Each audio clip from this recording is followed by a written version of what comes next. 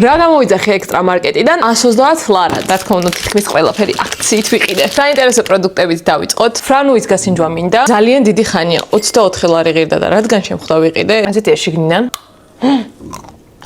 მენავიდა მეყინა. გამოვიძახე შებოლილი ხრაშუნა სულგუნი. ექსტრა მარკეტი არის ექსტრას ახალი პროდუქტი. აქვს თავისი დამოუკიდებელი საიტის და აპლიკაციაც, მე აპლიკაციიდან გამოვიძახე. შეგვეცადეთ მოგიტანენ 35-50 წუთში, სადაც არ უნდა იყოს თბილისში, ავკისში, წყლეთში, ბეთანიაში. ლარი და 95-ად. მაგარია. ეს არის ერთი კიტრის მწნილი. Pickle Week 13 ლარი ღირდა და ძალიან ტრენდული იყო. ძალიან დიდი კიტრის მწნილია.